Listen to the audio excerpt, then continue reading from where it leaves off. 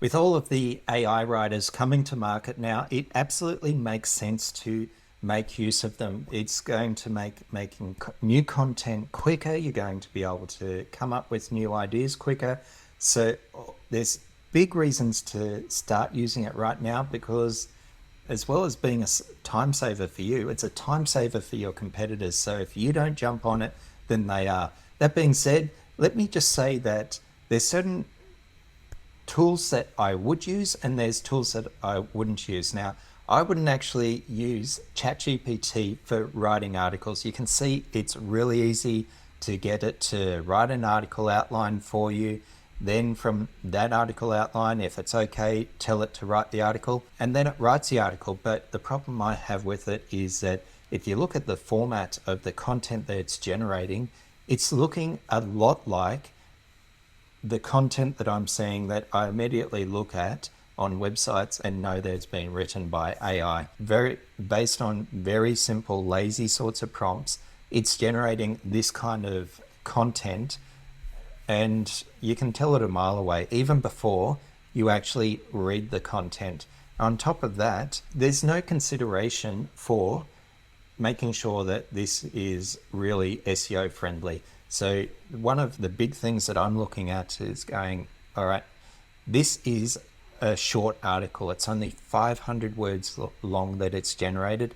And I know for this sort of search term, 500 words is going to be a lot shorter than the competition. So if we jump over to the tool that I actually suggest you do look at using, starts from $15 US a month. And for what it does, the cost is negligible when you consider what it can do for you. This example I'm going to show you for that same search query as what I generated 500 words for using ChatGPT. I'm going to show you how you can come up with a lot better content off the bat. So right here, cash flow management for small business, that's a target search query that we're concerned with. We're in Australia, so we're going to put Australia because we're concerned about how it's going to rank in google.com.au. We're not concerned about google.com or google.co.uk. We're concerned about what is actually coming up in the search results for our local country and even local area if you're real down to it. And the language is English that we've set for this. Now, if we look at what Frase does, which is different to pretty much every AI writing tool that I've seen. I've not seen the other tools do something like this. So what it actually does, it takes that search query and then runs an analysis of the top 20 search results in whatever country that you set, and it will then come back with an analysis of what is going on with those top 20 search results. So you can see here straight away, we can see that across all of those 20 search results, the average word count is 1,600 words. So right away, we know that 500 word article generated by ChatGPT was not going to have enough content. It's not going to have the query in as much detail as what the competition has. So straight away, we know that it's got next to no chance of ranking in the top 20. Then there's a few other things that you can dig into. You can see here that you can see the header tags that have really defined the content of each of those top 20. And if you want, you could just start building out your article in the content editor here. You could, for instance, okay, keep your books accurate up and to date. You could actually copy that over using the icon here. You could use this write about this icon to rewrite it and potentially expand on it. Right here, you've got this write function that will continue writing based on what has gone before. So there's already AI baked into this, but what I'm going to show you is first how to create an outline for your article, and then from there to actually create the content with AI. Up in the top right hand side, you can see this outline option. So just clicking on that, then you can see here, select headings from search results. If I click on that, it's going to show all of those 20 search results just boiled down in table format essentially to all of the headings that they've used, and I could pick and choose from those. But instead, I'm going to use this generate heading ideas with AI to come up with all of those headings for me. So just clicking that. So it's now come up with a list of heading ideas that we can use, and we might look at that, and if you're an expert in this, you might look at this and go, yep, that's all good, it covers everything. Or actually there's one thing that I think should be in there, there's a point that needs addressing, so you can come down here and add a custom header.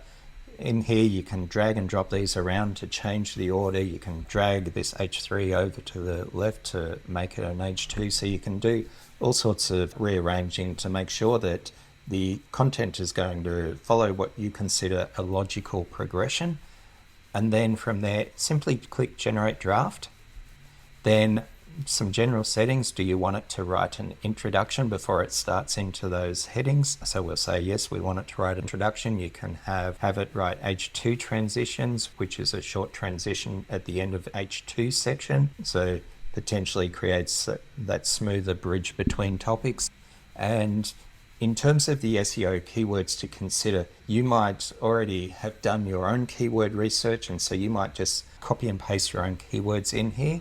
Or if you haven't done that, or you want to just work on what in general the top 20 results are covering, then you can click this usurp topics. It's going to come up a list that it will consider using in the content that it rates. You can add or take away from this list if you want. And then tone of voice. So obviously, depending on your industry, may determine the tone of voice in the content you want produced. In instance, generally, if you're going to a consumer market, then you probably go conversational friendly and generate AI draft from outline. So it's going to generate a piece of content for the introduction. Then it's going to move on to the first H2 to generate content for that. Then it'll move through all of the other H3s and H2s that were in that one. And while it's doing that, I'm just going to pause so you don't have to wait while it does that. Okay, so it's now finished generating all of that content, and you can see here that it now says that we've got 2,048 words of content. So we've hit that 1,600 word benchmark that was the average across the top 20 search results.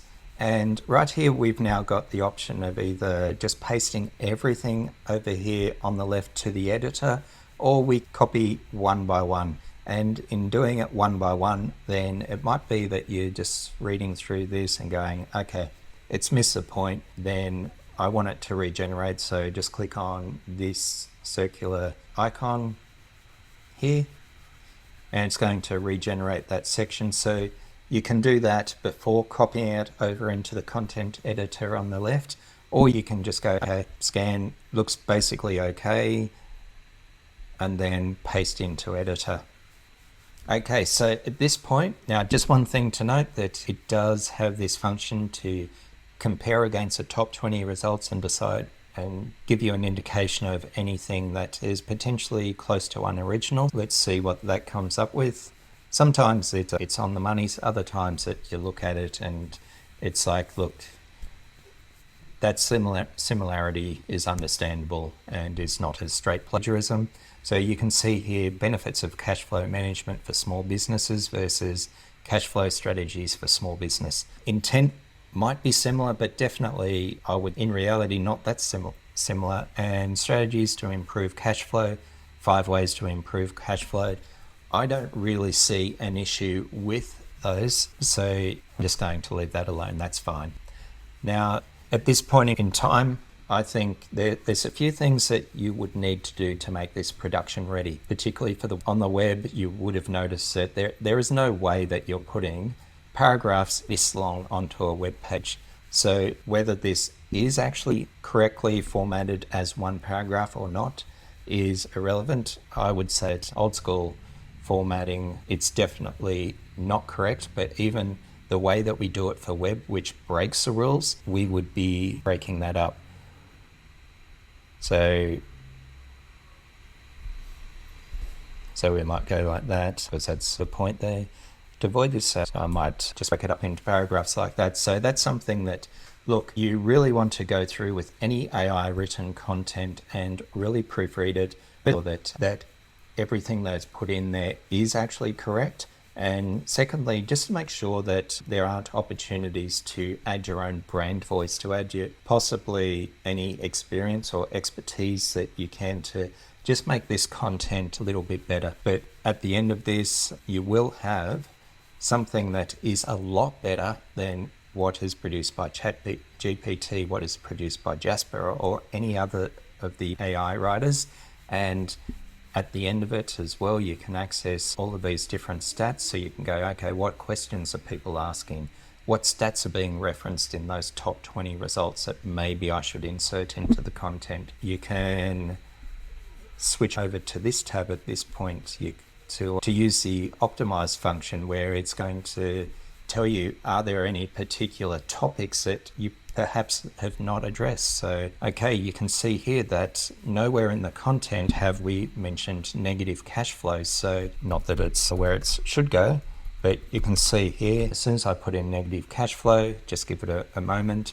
Okay, so it's updated. So you might look through this and business cash flow. That seems a pretty obvious one to put in there. So it's just looking at these things that potentially Google would be looking at this. And these are all things that quick phrases that are potentially a semantic match for the keyword that you're going after. And Google does actually look at that. If you're searching for a particular search term, the results that come up, Google is actually looking at, okay, they may not have even mentioned that keyword, but based on all of the words around that are included in the content, then Google will determine that is actually relevant for the search query.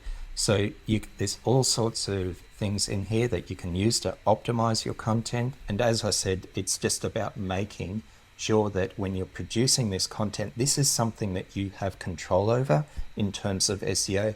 So use the tools at hand, like Frase, to actually make sure that you've got the best chance of ranking and actually reducing all of your SEO work by having better content that you're putting on your website.